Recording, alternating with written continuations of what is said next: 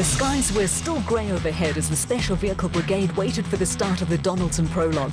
The route and how much water would be encountered had been a talking point in pit lane throughout the morning. With the tension slowly starting to build, competitors were about to find out for themselves just how wet or dry it was out there. Outgoing Drivers' Champion Evan Hutchison and off-road motorcycle star Daryl Curtis drew number 1 on the road, and the role of Pathfinder would be a new experience for Curtis. Second on the road with the Century Racing pair of Colin Matthews and Alan Smith, with them having a reputation as prologue specialists.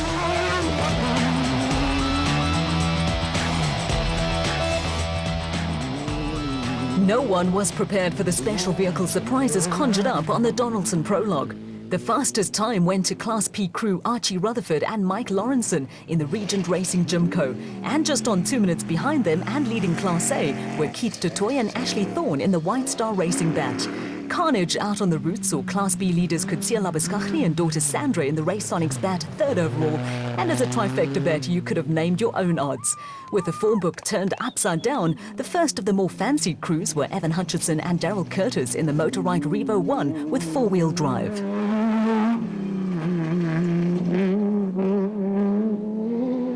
Just 2 seconds separated Hutchison and Curtis from Marius and Yolinda Fourie, with a PHB bat second in Class P and only 2 minutes and 20 seconds behind the leaders. Exactly a minute behind the Fouries were Guy Henley in only his second outing and experienced Warwick Goosen in the Century Racing Jimco. Charging along behind the bat were Jimmy Zahos and Stefan Kutsia in the Cobalt Racing Porter. They hit a river crossing at speed, and for more than half an hour, that's as far as they went. Water in the electrical system temporarily rendered the Porter hors de combat and blocking the road. Then along came Clint Gibson and Gary Campbell with the KwaZulu-Natal crew trying to push the stranded Porter out of the way.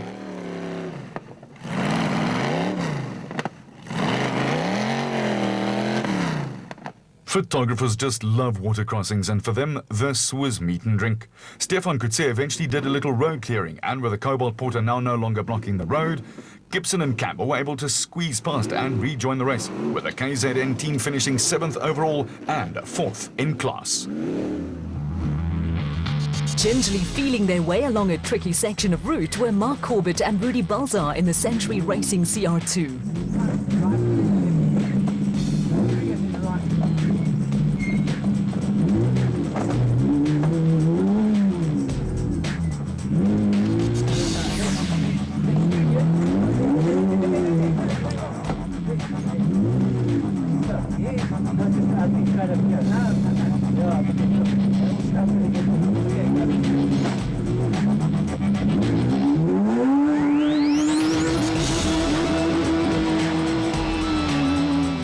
Teamwork is an essential ingredient for success in off-road racing, with the Century Racing pair 3rd in Class P behind Rutherford Lawrenson and the Fouries. Also going along steadily was Jacques Wheeler and Dani Stassen in the Lab 88 Bat, previously campaigned by the late Bevan Berthold. They were being chased by KZN's Dino Scabanti and Justin Fuchs, who were having an adventurous run in the Bat. And behind them, Nick Gosler and veteran driver and co-driver Richard Carolyn were having their best prologue of the season in the Men's Health International Zarco.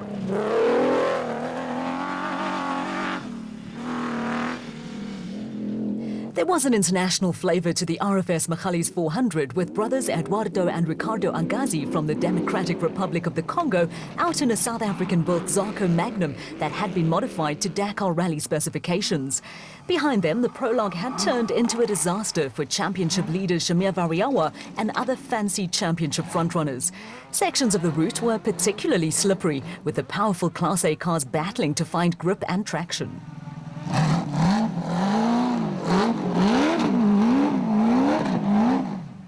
Variawa and Rousseau were not the only ones to suffer. Nick Harper and Kevin Hume were having the same problems in the big Atlas Copco Bat.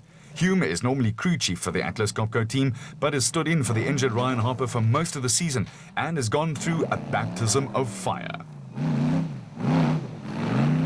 A river crossing combined with a steep incline was causing all sorts of problems for fancy teams who were expected to dominate the prologue, while Shamir Variawa and Siegfried Rousseau were also hit by a bizarre incident when a guinea fowl flew into the cockpit of the Total Porter.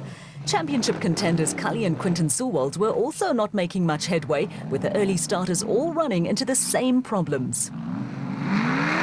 The guinea fowl episode was to have a sequel, and when Siegfried Rousseau finally managed to throw the bird out of the car, it also disposed of his road book. The second Sewald father and son team of Herman and Wichert were not to be spared and joined the string of cars who set off at the front of the field and were now gradually dropping down the pecking order.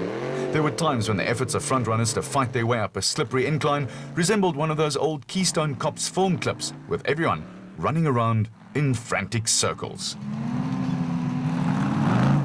First up was Nick Harper with co-driver Kevin Hume out the Atlas Copco bat and an interested onlooker. No go, and for the moment Harper had to admit defeat. Next up to have a go were Cully and Quinton Sewald in the elegant fuel bat. But it wasn't that elegant either. The pair almost made it when the bat ran out of traction and they rolled back down the slope. As the bat rolled backwards, Herman and Wichert Sewald launched the Sewald Racing SVR up the hillside, closely followed by Cully and Quinton and Class P champions Johan van Staden and James Rousseau, who chose a different route up the steep incline in the Atlas Copco bat. All these shenanigans meant that the Special Vehicle Championship was wide open. After a first prologue win for a Class P crew, Archie Rutherford was full of smiles. My prologue went all right. Everybody else seemed to have an eventful prologue, but we had no hassles. We got up that infamous hill that everybody got stuck on, and we kept it together, and one or two wrong slots, but that was par for the course, and yeah, we did well. Sometimes a lot of power is to your advantage, but sometimes a lot of power you also doesn't compensate for the traction. You have less traction with a lot of power. So the lower powered cars, they seem to go better in the wet. There was a great deal of interest in the pits in the much modified Zarco Magnum of the Argazi brothers. The car was built in South Africa and then modified to meet Dakar Rally specifications, with the Argazi brothers making their first appearance in the ABSA series. We were in Dakar before, in Tunisia for a World Championship, and we usually race in Congo and the other place in Central Africa. This is the first time for us to come in South Africa to race, and we must learn before, because there is a big difference between here and Congo.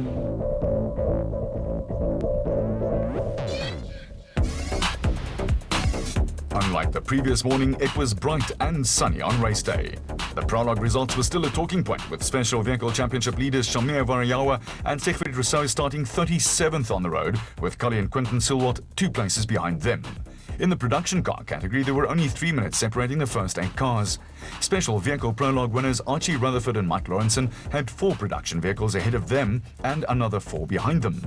It was an interesting situation for Rutherford and Lawrenson, with all the crews thankful that there had been no more rain in the area overnight. Large crowds at the start and along the route were looking forward to an interesting day, with the Team Castrol Toyota pair of Duncan Voss and Rob Howie looking for their second win of the season.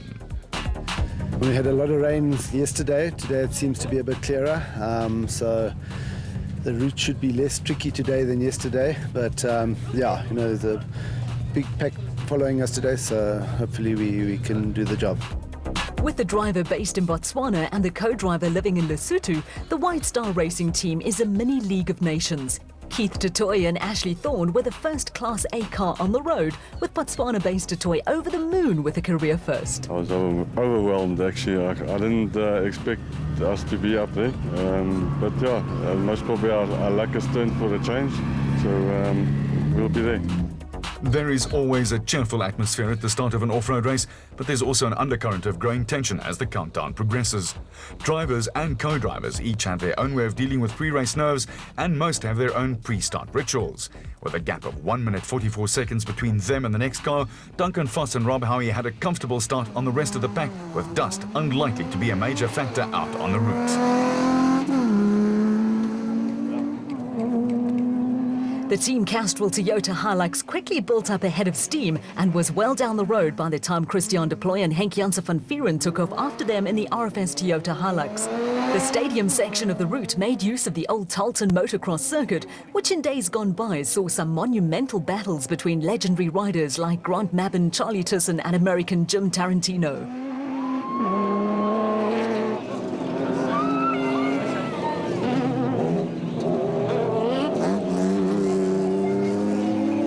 Deploy and Janse van Vuren set off only 5 seconds ahead of Lodebrain and Rian Greiling in the Rubicon Ford Ranger, followed in quick succession by Chris Visser and Jaapie Badenhorst and Archie Rutherford with Mike Lawrenson in the Regent Racing Jimco.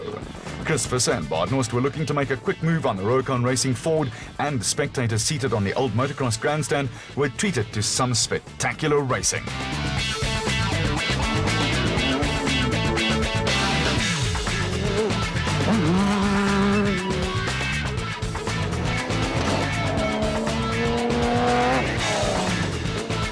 The veteran pair of Hannes Grobler and Henny Terstegen started behind Archie Rutherford and Mike Lawrenson, and top of their agenda was to quickly find a way past the Regent Racing Jimco and then set off after the production cars ahead of them.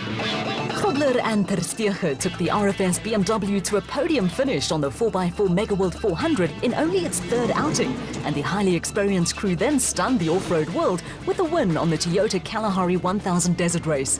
A fourth on the Himan Auto 400 gave the RFS team a slim chance of beating Chris Visser and Jaapie Badenhorst to the post in the SP Class Championship. It all came to nothing when a damaged turbo sensor forced Grobler and Terstegen into an early role as spectators. Back at the start at Tarleton, little cameo performances were unfolding in the old motocross bowl. The Rubicon Racing Toyota of Peter Ruthven and Rudy Brits was chased by the Toyota Hilux of Malcolm Koch and Johan Berger, and hurrying after both of them were Keith Du Toit and Ashley Thorne, with racecam footage putting you right in the driver's seat.